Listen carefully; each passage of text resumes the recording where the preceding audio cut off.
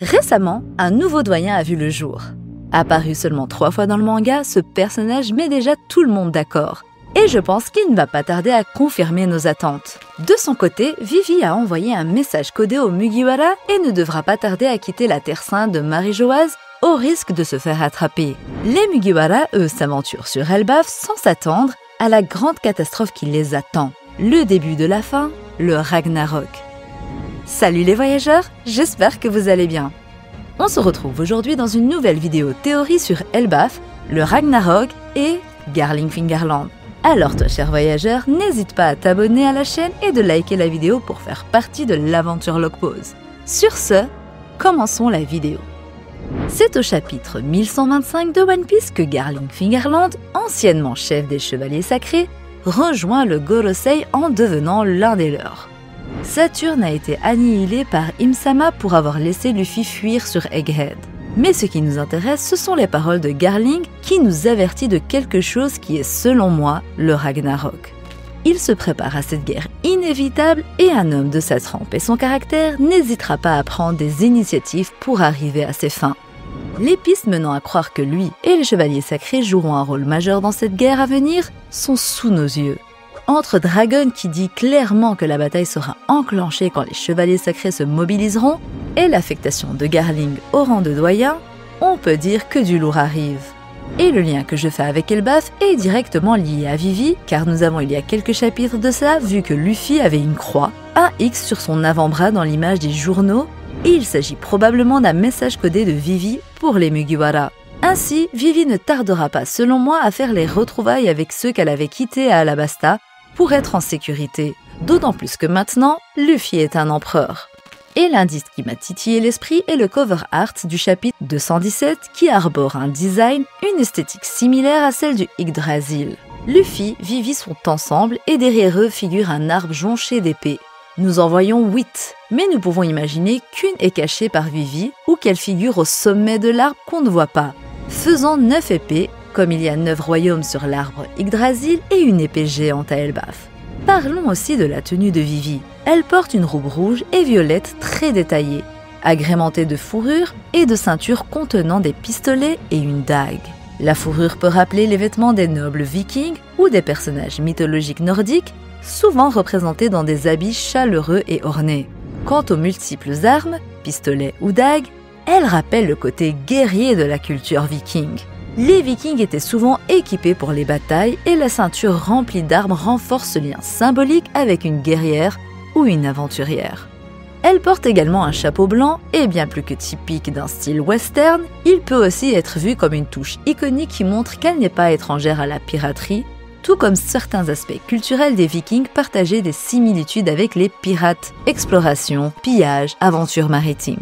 Tout ça pour dire que je pense que Vivi va venir à Elbaf et que son message dans le journal n'échappera pas aux yeux des doyens et Im, ce qui provoquera de lourdes conséquences. En effet, avec les événements récents, je vois mal Im-sama attendre sans rien faire. Luffy et Nika, le haki de Joy Boy lui a fait des dégâts physiques et mentaux et elle a carrément éliminé un des doyens, le remplaçant rapidement par Garling comme si elle avait de grandes attentes le concernant. En effet, le Gorosei ne savait pas que Garling était devenu l'un des leurs et rien ne suggère qu'un doyen est d'office remplaçable la seconde qui suit sa mort. Je pense donc que Garling a un potentiel surpassant celui des autres doyens et que Im-sama le sait. C'est pour cette raison qu'elle n'a pas hésité à éliminer Saturne. De plus, on l'avait vu devant un portrait de ce qui semble être Nefertari Lily, comme si elle réfléchissait à ses prochaines actions pour pouvoir mettre la main sur Vivi. Rester à Marie-Joase est beaucoup trop dangereux et son message codé ne passera pas inaperçu, car rien que les Mugiwara ont instantanément remarqué que le X était net comparé à la photo de Luffy en Gear 5. Vivi a donc tenté un kit ou double avec ce message et pourrait s'élancer pour les rejoindre probablement si elle pressent se faire cramer. Mais il n'y a pas que ça qui entre en jeu. Il faut également parler de York qui, au chapitre 1125, découvre que la machine à nuages fonctionne de manière autonome, entraînant l'élévation de Punk Records dans le ciel. Malgré ses tentatives pour arrêter le processus en tirant sur l'usine, il est trop tard. Punk Records s'élève bien au-delà de sa portée et de celle du gouvernement mondial. L'île avait été laissée pour ruine avec le Mother Flame et le rôle de York aux côtés du Gorosei sera crucial. elle sera sous les commandes de Garling qui a pris la position du guerrier de la science et de la défense. Et avec le Mother Flame sous leur contrôle, ils tenteront peut-être d'utiliser Uranus si Imsama le leur permet. Et il y a deux cas de figure.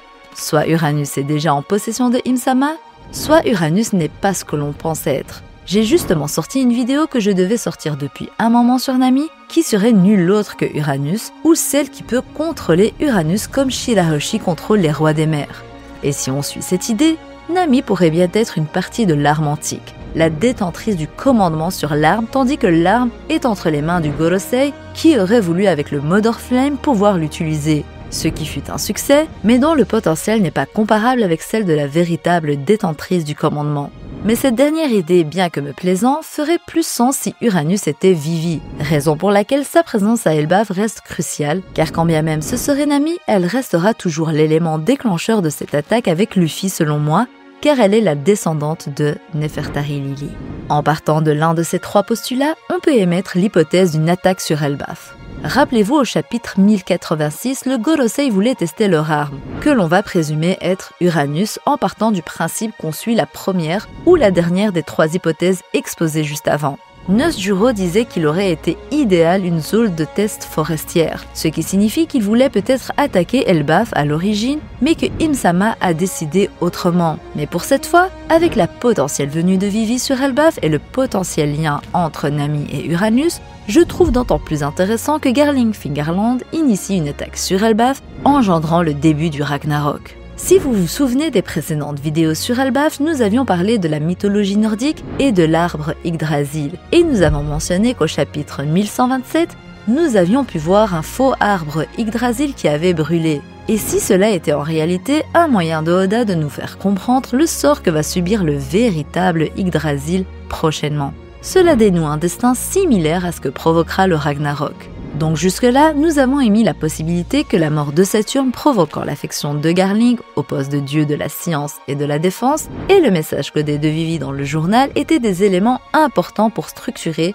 les prochains événements majeurs de One Piece. Une sorte de réaction en chaîne. Egghead nous a donné tous les éléments nécessaires avec le Mother Flame, la mort de Saturne, la trahison de York, pour que soit préparé en réalité le début de la Grande Guerre de manière inattendue. Bien évidemment, il va sans dire que cette théorie, si l'on part du principe qu'elle soit avérée, n'aboutira pas dès maintenant, mais après le développement des Mugiwara et Loki dans cet arc. Soit vers la fin, ce qui renforce la théorie selon moi, car après Elbaf, nous n'aurons pas de raison de ne pas entrer dans une guerre totale. Les éléments déclencheurs seraient Vivi, mais également Luffy, ce qui est évident, et pourquoi pas Loki qui reste un personnage central de cet arc en plus de détenir un fruit dit légendaire qu'on ne connaît pas encore. Mais vous vous doutez bien que si j'ai sorti juste avant la théorie sur Nami et Vivi et que la venue de Vivi est un élément déclencheur, elle peut être une solution potentielle à ce danger. Et là, il s'agirait soit de Vivi, soit de Nami, dépendamment de qui est Uranus, qui est celle qui peut contrôler cette arme exploitée par Imsama, mais pas à son plein potentiel étant donné qu'ils ont besoin d'un carburant créé par Vegapunk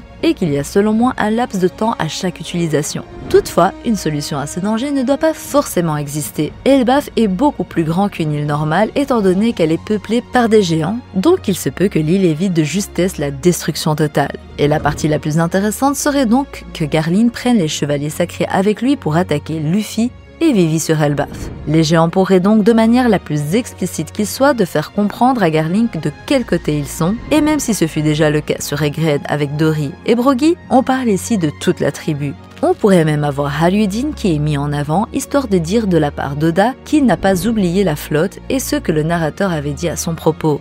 La flotte est d'ailleurs une potentielle alliée pour Luffy dans cette bataille à Elbaf, mais ce n'est pas le sujet de la vidéo. Loki, quant à lui, pourrait s'allier à Luffy pour combattre contre les chevaliers sacrés, et cette bataille entraînerait une réaction en chaîne, avec la mobilisation de Dragon et le début de la Grande Guerre et la prophétie du Ragnarok qui aboutit. Il est temps que les choses avancent et Oda nous le fait comprendre, et son ambition pour finir le manga d'ici quelques années ne peut pas se justifier si nous restons dans un scénario classique et que tous les fils ne finissent pas par se relier très rapidement. D'ailleurs, le gouvernement mondial avec les événements de Egghead ne peuvent plus rester sans agir. Ils vont se mobiliser car ils doivent le faire. Pour Vivi, les retrouvailles sont sûres et je pense que c'est le meilleur moment pour elle, surtout après avoir risqué de se faire cramer en envoyant un message à Luffy. Et bien entendu, il est temps de nous parler de la dernière arme antique, sa localisation, ses pouvoirs, son fonctionnement Et la théorie sur Nami reste d'actualité selon moi. Voilà les voyageurs, la vidéo touche à sa fin et j'espère qu'elle vous aura plu. N'hésitez pas à liker, partager et vous abonner si ce n'est pas encore fait et de laisser vos avis en commentaire.